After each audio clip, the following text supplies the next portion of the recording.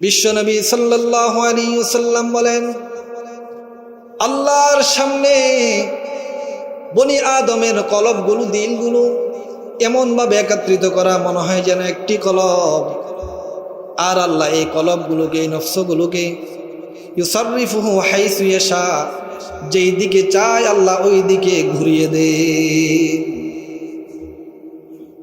যেই দিকে চায় আল্লাহ, মানুষের কলব পরিবর্তন হয়। আল্লাহ চাইলে আপনাকে এখনই হেদায়েতের পথ থেকে গোমরা বানাই দিতে পারেন, আবার চাইলে গোমরা থেকে হেদায়েতের পথে নিয়ে আসতে পারেন। বিশ্বনবী সাল্লাল্লাহু আলাইহি ওয়াসাল্লাম এই হাদিসটি বর্ণনা করার পর এরপর আল্লাহর কাছে তিনি দোয়া করলেন, আল্লাহুম্মা মুসাররিফাল কুলুব, আল্লাহ তুমি কলবকে, তুমি দিলকে, নফসকে এই দিক সেদিক ঘুরানোওয়ালা আল্লাহ, সররিফ কুলুবানা আলা তাআতিক, মালিক তুমি আমাদের কলবকে, আমাদের দিলকে তোমার অনুসরণের দিকে, তোমার তাআতের দিকে আল্লাহ তুমি ফিরিয়ে দাও।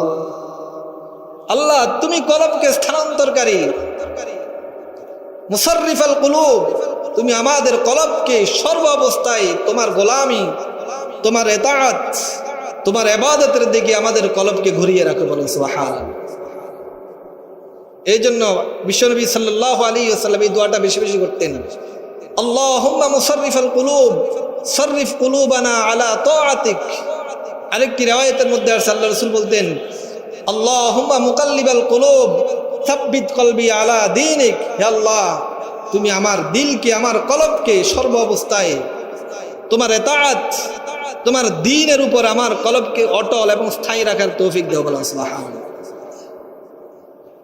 বলা যায় না তো কখন আপনি সঠিক রাস্তা থেকে সরে যান, কখন আপনি গোমরা হয়ে যান। এই জন্য সবসময় হেদায়েতের দোয়া কার কাছে করব? আল্লাহর কাছে দোয়া করব। বিশ্বনবী সাল্লাল্লাহু আলাইহি ওয়াসাল্লাম আল্লাহর কাছে হেদায়েতের দোয়া করতেন। আল্লাহ পাক রব্বুল আলামিন আমাদেরকে দোয়া বাতিয়ে দিয়েছেন, রব্বানা লা তুযিগ কুলুবানা বা'দা ইয হাদাইতানা ওয়া হাব লানা মিন লাদুনকা রাহমা। হায় আল্লাহ তুমি আমাদেরকে হেদায়েত দেওয়ার পর আমাদেরকে গোমরা করে দিও না। আজকে আমরা মসজিদে এসে নামাজ পড়তে পারছি, আল্লাহ এমন বানিয়ে দিও না মৃত্যুর আগে যে মসজিদ আমরা ছেড়ে দিই, গোমরা হয়ে যায়। আল্লাহ এই দোয়া আমাদেরকে শিক্ষা দিয়েছে। আমরা তো শুধু দুনিয়া চাই আল্লাহর কাছে, হেদায়েত চাই না।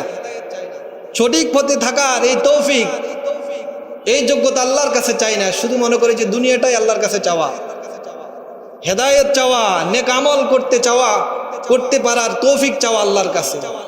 আল্লাহ রাসূল নিজেই চাইতেন, উম্মতকে আল্লাহ রাসূল শিক্ষা দিয়েছেন। ক্বালা রাসূলুল্লাহ সাল্লাল্লাহু আলাইহি ওয়াসাল্লাম, ইন্না কুলুবা বনি আদম কুল্লুহা বাইনা ইসবাঈনি মিন আসাবি'ir রহমান কাকলবিন ওয়াহিদিন ইয়াসরিফুহু হাইসু ইয়াশা। থুম্মা ক্বালা রাসূলুল্লাহ সাল্লাল্লাহু আলাইহি ওয়াসাল্লাম, আল্লাহুম্মা মুসাররিফাল কুলুব সররিফ কুলুবানা আলা তাআতিক, আল্লাহুম্মা মুকাল্লিবাল কুলুব সাব্বিত কলবি আলা দীনিক। বিশ্বনবী সাল্লাল্লাহু আলাইহি ওয়াসাল্লাম বলেন, আল্লাহর সামনে বনি আদমের কলবগুলো, দিলগুলো এমনভাবে একত্রিত করা মনে হয় যেন একটি কলব। আর আল্লাহ এই কলবগুলোকে, এই নফসগুলোকে ইউসাররিফুহু হাইসু ইয়াশা, যেই দিকে চায় আল্লাহ ওই দিকে ঘুরিয়ে দেয়। যেই দিকে চায় আল্লাহ, মানুষের কলব পরিবর্তন হয়। আল্লাহ চাইলে আপনাকে এখনই হেদায়েতের পথ থেকে গোমরা বানাই দিতে পারেন, আবার চাইলে গোমরা থেকে হেদায়েতের পথে নিয়ে আসতে পারেন। বিশ্বনবী সাল্লাল্লাহু আলাইহি ওয়াসাল্লাম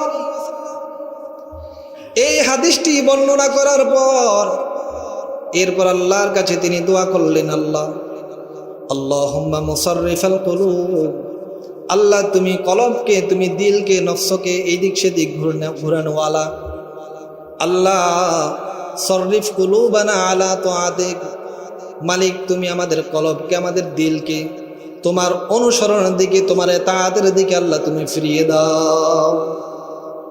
আল্লাহ তুমি কলবকে স্থানান্তরকারী, মুসাররিফাল কুলুব, তুমি আমাদের কলবকে সর্ব অবস্থায় তোমার গোলামি, তোমার ইতাআত, তোমার ইবাদতের দিকে আমাদের কলবকে ঘুরিয়ে রাখো, বলেন সুবহানাল্লাহ। এই জন্য বিশ্বনবী সাল্লাল্লাহু আলাইহি ওয়াসাল্লাম এই দোয়াটা বেশি বেশি করতেন, আল্লাহুম্মা মুসাররিফাল কুলুব সররিফ কুলুবানা আলা তাআতিক। আরেকটি riwayতের মধ্যে আল্লাহর রাসূল বলতেন, আল্লাহুম্মা মুকাল্লিবাল কুলুব সাব্বিত কলবি আলা দীনিক, হে আল্লাহ তুমি আমার দিলকে, আমার কলবকে সর্ব অবস্থায় তোমার ইতাআত, তোমার দ্বীনের উপর আমার কলবকে অটল এবং স্থায়ী রাখার তৌফিক দাও, বলেন সুবহানাল্লাহ। বলা যায় না তো কখন আপনি সঠিক রাস্তা থেকে সরে যান, কখন আপনি গোমরাহ হয়ে যান। এই জন্য সবসময় হেদায়েতের দোয়া কার কাছে করব? আল্লাহর কাছে দোয়া করব। বিশ্বনবী সাল্লাল্লাহু আলাইহি ওয়াসাল্লাম আল্লাহর কাছে হেদায়েতের দোয়া করতেন। আল্লাহ পাক রব্বুল আলামিন আমাদেরকে দোয়া বাতিয়ে দিয়েছেন, রব্বানা লা তুজিগ কুলুবানা বা'দা ইয হাদাইতানা ওয়া হাব লানা মিন লাদুনকা রাহমাহ। হায় আল্লাহ তুমি আমাদেরকে হেদায়েত দেওয়ার পর আমাদেরকে গোমরাহ করে দিও না। আজকে আমরা মসজিদে এসে নামাজ পড়তে পারছি, আল্লাহ এমন বানিয়ে দিও না মৃত্যুর আগে যে মসজিদ আমরা ছেড়ে দিই, গোমরাহ হয়ে যায়। আল্লাহ এই দোয়া আমাদেরকে শিক্ষা দিয়েছে। আমরা তো শুধু দুনিয়া চাই আল্লাহর কাছে, হেদায়েত চাই না। সঠিক পথে থাকার এই তৌফিক, এই যোগ্যতা আল্লাহর কাছে চাই না। শুধু মনে করি যে দুনিয়াটাই আল্লাহর কাছে চাওয়া, হেদায়েত চাওয়া, নেক আমল করতে চাওয়া, করতে পারার তৌফিক চাওয়া আল্লাহর কাছে। আল্লাহ রাসূল নিজেই চাইতেন, উম্মতকে আল্লাহ রাসূল শিক্ষা দিয়েছেন আল্লাহর কাছে হেদায়েত তালাশ করা। হেদায়েতের মালিক কে? আল্লাহ। ইন্নাকা লা তাহদি মান আহবাবতা ওয়ালাকিন্নাল্লাহা ইয়াহদি মান ইয়াশা। আল্লাহ পাক রব্বুল আলামিন বলেন, হেদায়েত একমাত্র আল্লাহই দিতে পারেন, পৃথিবীর কেউ কাউকে হেদায়েতের পথে আনতে পারে না। হেদায়েত দেওয়ার মালিক কে? আল্লাহ। আল্লাহ রাসূলকে বলেন, ইন্নাকা লা তাহদি, পয়গম্বর আপনিও হেদায়েত দেওয়ার মালিক না। কাউকে হেদায়েত দিবেন, সঠিক রাস্তায় আপনার যোগ্যতা নিয়ে আসবেন, এটা কখনো সম্ভব নয়। এই আয়াত ওই সময় নাজিল হয়েছে যখন বিশ্বনবী সাল্লাল্লাহু আলাইহি ওয়াসাল্লাম চাচা আবু তালেবের পিছনে মেহনত করতে লাগলেন। বললেন, চাচা আপনি একবারের জন্য কালিমাটা পড়ুন, আপনার শেষ নিঃশ্বাস ত্যাগ করার আগে একবার আমার কানে কানে হলো আপনি কালিমাটা পড়ুন, কিয়ামতের দিন আমি আপনাকে ছাড়া জান্নাতে যাব না। সুবহানাল্লাহ। এমন ভাবে যখন বলতে লাগলেন, আল্লাহ পাক রব্বুল আলামিন ধমক দিয়ে দিলেন রাসূলকে, পয়গম্বর হেদায়েত আপনার হাতে না। আপনার চাচা আপনার জন্য অনেক করেছে, ইসলামের জন্য অনেক করেছে, নিজের যত সম্পদ রয়েছে সব কিছু রাসূলের পিছনে খরচ করছেন চাচা আবু তালেব, কিন্তু হেদায়েত নসিবে ছিল না। হেদায়েত পাওয়া এটা অনেক বড় খুশনসিব। হেদায়েত কপালে ছিল না, জন্য ঈমান নিয়ে তিনি দুনিয়া থেকে যাইতে পারেননি। আল্লাহ আমাদেরকে হেদায়েতের উপর রাখছেন, ঈমানের উপর রাখছেন। আল্লাহর কাছে লাখ কোটি শুকরিয়া আদায় করা। আপনি তো শুকরিয়া আদায় করার নিয়ামত পান না যে আল্লাহ আমাকে ঈমানের উপর রাখছেন, এখনো পর্যন্ত আল্লাহর গোলামি করতে পারতেছি, এর চাইতে বড় নিয়ামত আর কিছু হতে পারে না। বলেন ঠিক কিনা? নিজেকে তো অনেক অসহায় মনে করেন, অনেক একদম সম্পদ না থাকলে হাত পা ছেড়ে দিয়ে মনে হয় যেন আমার চাইতে অসহায় আর কেউ নেই। আরে আপনার কাছে ঈমান আছে, আর যার কাছে ঈমান নাই, ইবাদত নাই, সে পুরা পৃথিবী পাইছে, আপনার চাইতে সে কোন রকম ভাবে সে দামি না, আপনি আল্লাহর কাছে সবচাইতে দামি। বলেন সুবহানাল্লাহ। আপনার ঘর নাই, বাড়ি নাই, গাড়ি নাই, সম্পদ নাই, নড়ে সওয়ার কিছু নাই, কারণ এটা স্থায়ী না। ইন্নামা আমওয়ালুকুম ওয়া আওলাদুকুম ফিতনা। এই সম্পদ, গাড়ি বাড়ি অনেক বেশি সন্তানাদি থাকা, এটা এক ধরনের ফিতনা। আল্লাহ বলেন এগুলো দিয়ে আমি পরীক্ষা করি। যদি ঈমান থাকে, ঈমানের কারণে আপনি আল্লাহর কাছে এমন দামি হবেন, পৃথিবীর রাজা বাদশাও আপনার কাছে ফেল হয়ে যাবে। বলেন সুবহানাল্লাহ। পুরা পৃথিবীর যদি বাচ্চা হয় আর যদি ঈমান না থাকে, তারপরে যাতে আল্লাহর কাছে একটা ক্ষুদ্র পানির চাইতে নিকৃষ্ট সে আল্লাহর কাছে।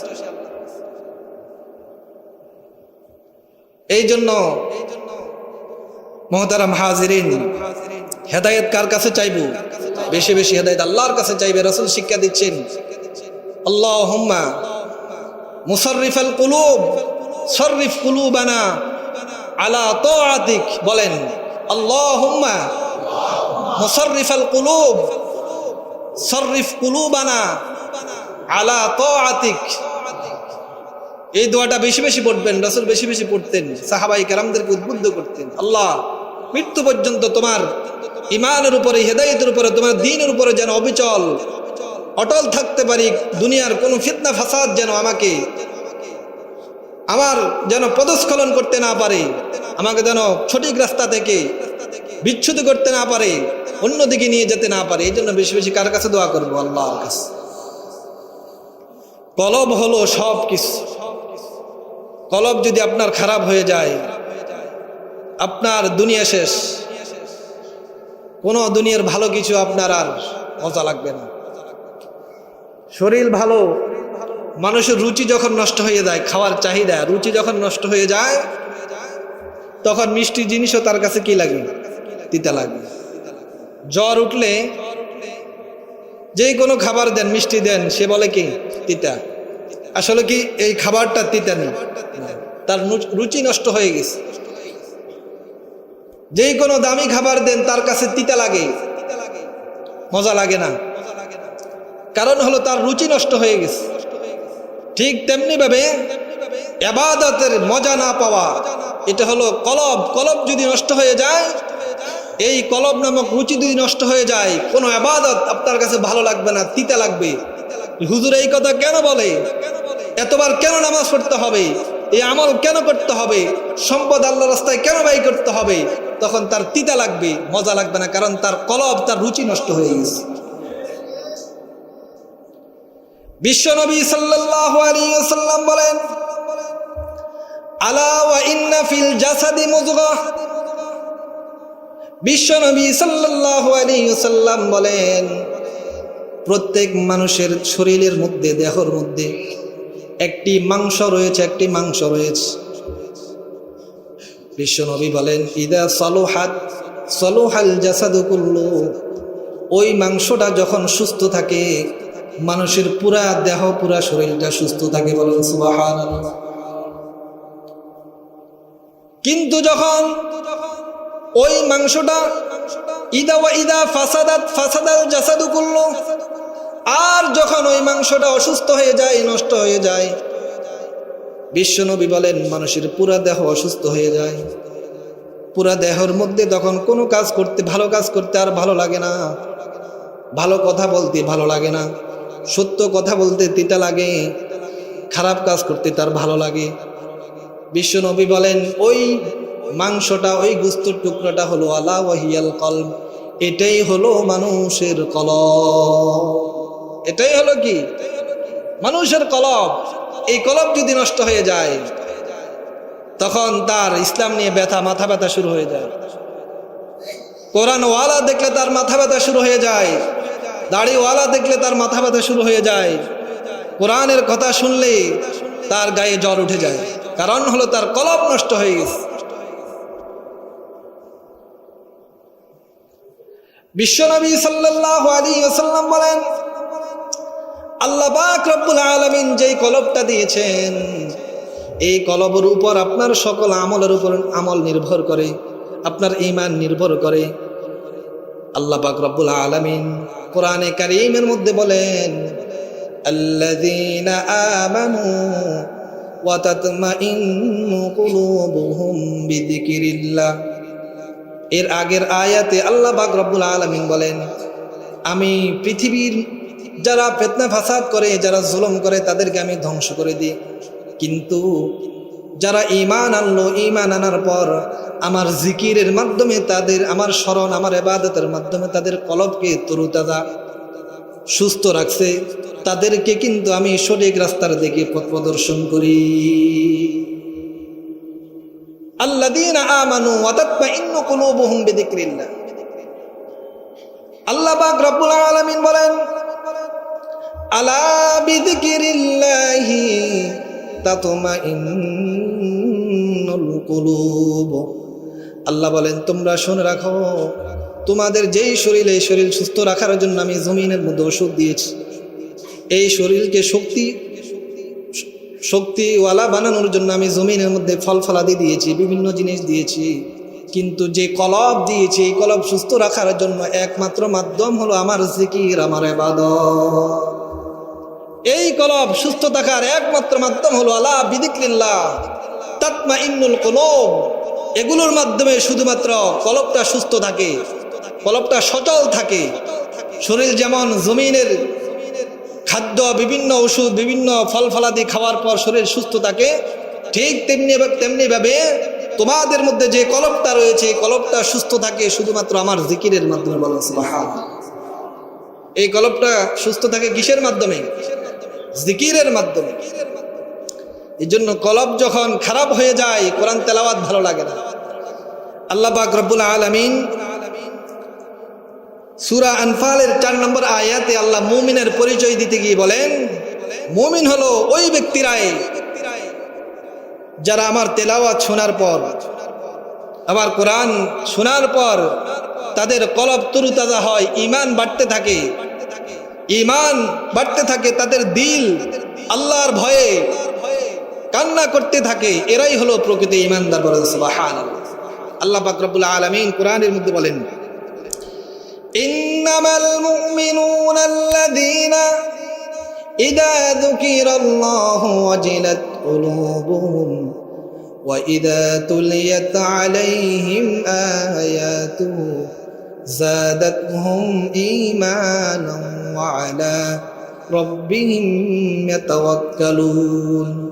আল্লাহ পাক রব্বুল আলামিন বলেন, নিশ্চয় মুমিন হলো ওই ব্যক্তিরা, নিশ্চয় মুমিন হলো ওই ব্যক্তিরা যাদের সামনে আমার কোরআন তেলাওয়াত করার পর তাদের, আমার ভয়ে তাদের দিল প্রকম্পিত হয়ে যায়, তাদের চোখের মধ্যে পানি চলে আসে। আমার বিভিন্ন নিদর্শনগুলো বর্ণনা করার পর, জান্নাত জাহান্নামের কথা তাদের সামনে আলোচনা করার পর তাদের চোখ থেকে পানি পড়ে, দিল ভয়ে প্রকম্পিত হয়ে যায়।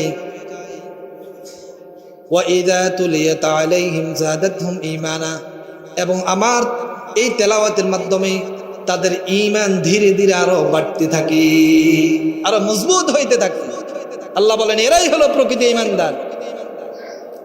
মুমিনের সংজ্ঞা দিচ্ছেন আল্লাহ, ইন্নামাল মুমিনুনা আল্লাযীনা ইযা যুকিরাল্লাহ ওয়াজিলাত কুলুবুহুম ওয়া ইযা তুলিয়াত আলাইহিম আয়াতু যাদাতহুম ঈমানান ওয়া আলা রাব্বিহিম ইয়াতাওয়াক্কালুন। যাদের সামনে আমার নাম উচ্চারণ করলে তাদের কলব ভয়ে প্রকম্পিত হয়ে যায়, তাদের সামনে আমার কোরআন তেলাওয়াত করলে তাদের ঈমান বাড়তে থাকে, এবং তারা সর্বদাই যেই কোনো অবস্থাতে আল্লাহর উপর তাওয়াক্কুল করে, আল্লাহর উপর ভরসা করে। আল্লাহ বলেন, এরাই হলো আমার প্রকৃত ঈমানদার বান্দা। অন্য আয়াতে সূরা হজের মধ্যে আল্লাহ বলেন, ওয়াবাশশিরিল মুখবিতিন, হে পয়গম্বর আপনি মুমিনদেরকে, যারা খালেস মুমিন, আল্লাযীনা ইযা যুকিরাল্লাহু ওয়াজিলাত কুলুবুহুম, যাদের দিল আমার জিকিরে, আমার ভয়ে, যাদের দিল সবসময় ভয়ে প্রকম্পিত থাকে, ভয়ে কাঁপতে থাকে, ওয়াসসাবিরিনা আলা মা আসাবাহুম, এবং কোন বিপদ মুসিবতের সময় তারা ধৈর্য ধারণ করে, ওয়াল মুকিমিস সালাহ, নামাজ আদায় করে, ওয়া মিম্মা রাযাকনাহুম ইউনফিকুন, এবং তারা হালাল গাযা খায়। আল্লাহ বলেন, এই সমস্ত ব্যক্তিদেরকে আপনি জান্নাতের সুসংবাদ দান করেন। ওয়াবাশশিরিল মুখবিতিন, যাদের মধ্যে এই গুণ রয়েছে তারা হলো প্রকৃত ঈমানদার, আর আপনি তাদেরকে জান্নাতের সুসংবাদ দান করেন। বলেন সুবহানাল্লাহ। আল্লাহ পাক রব্বুল আলামিন বলেন, পৃথিবীতে অনেক মানুষ তারা সফলতার দাবি করে। ঢাকা শহরের মধ্যে একটা বাড়ি করতে পারলে নিজেকে অনেক সফল মনে করে।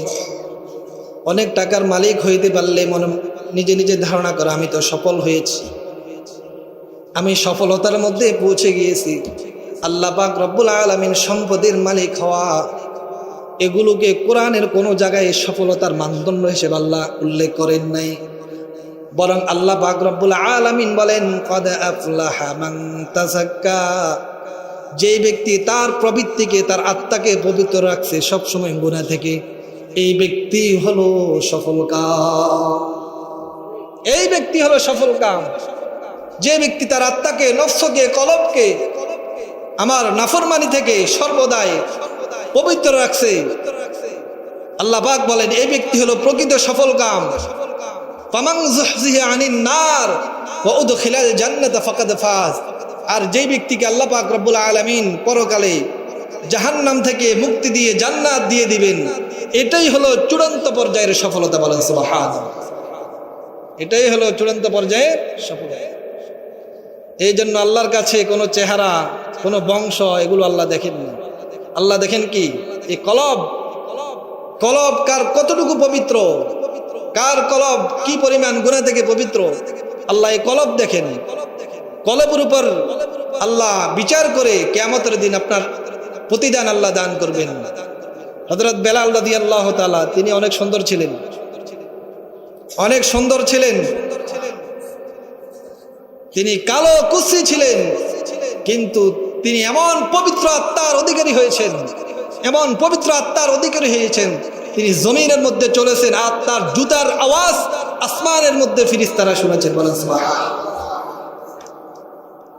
জুতার আওয়াজ ফেরেশতারা আসমানের মধ্যে শুনেছেন। আল্লাহ রাসূল বলেন,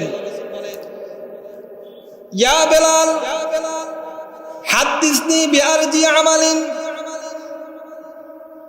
আমিলতাহু ফিল ইসলাম ফাইন্নী সামি'তু দাফানা আলাইক বাইনা ইয়াদাইয়া ফিল জান্নাহ।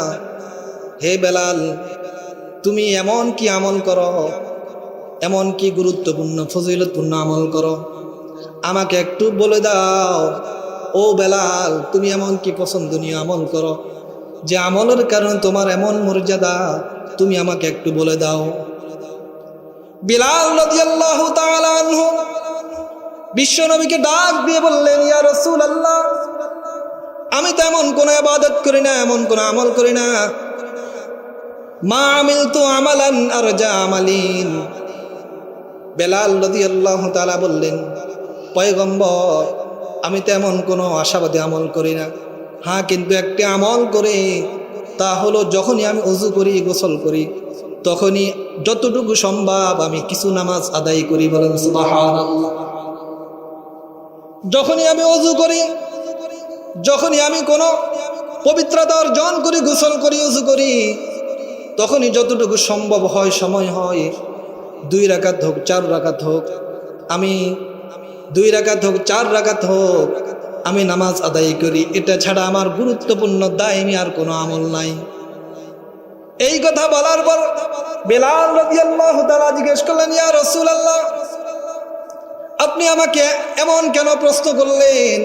বিশ্বনবী তখন বললেন, বেলাল, কারণ হলো আমি যখন মেরাজে গেলাম আর জান্নাতের মধ্যে আমি বিচরণ করলাম, আমি ওইখানে যাওয়ার পর কে যেন আমার সামনে সামনে হাঁটতেছে, জুতার আওয়াজ আমি পাইলাম। তখন জিবরাইলকে বললাম, জিবরাইল, এই যে জুতার আওয়াজ, এটা কার জুতার আওয়াজ? সামনে তো কোনো মানুষ নাই। জিবরাইল বললেন, পয়গম্বর, এই জুতার আওয়াজ হলো আপনার সাহাবী বেলাল রাদিয়াল্লাহু তাআলা, সে জমিনের মধ্যে বিচারণ করতেছে, আর তার আমল আল্লাহর কাছে এমন পছন্দনীয়, সে জমিনের মধ্যে চলে, তার জুতার আওয়াজ আল্লাহ আসমানে পৌঁছিয়ে দেয়। বেলাল রাদিয়াল্লাহু তাআলার কোনো সম্পদ ছিল না, এমন কোনো যোগ্যতা ছিল না, এমন কোনো দালান কোটা ছিল না, এমন কোনো সৌন্দর্য তিনি ছিলেন না, কালো কুচরি ছিলেন, হাবশী ছিলেন, কিন্তু একটা পবিত্র আত্মার অধিকারী তিনি ছিলেন। এই জন্য সামান্য আমলের কারণে আল্লাহর কাছে সে এত দামি হয়ে গিয়েছে। পবিত্র আত্মার অধিকারী। আপনার শরীর যদি সুস্থ থাকে, সামান্য ওষুধ আপনাকে ধরে ফেলে, আর শরীর যদি নষ্ট হয়ে যায়, 1000 ওষুধ যদি আপনাকে খাওয়ায়, আপনার শরীরে ওষুধে কোনো কার্যকারিতা কি আসে না। কলব এরকম যদি সুস্থ থাকে, অল্প আমল আল্লাহর কাছে এমন দামি হয়, অল্প আমল কারণেই আল্লাহ আপনাকে অনেক দামি বানিয়ে দিবেন। সুবহানাল্লাহ। আল্লাহ পাক রব্বুল আলামিন আমাদেরকে নিজের কলবকে গুনাহ থেকে পবিত্র রেখে আমাদের দৈনন্দিন আমল করার ইখলাসের নিয়তে আল্লাহর গোলামি করার আল্লাহ পাক রব্বুল আলামিন আমাদেরকে তৌফিক দান করুন।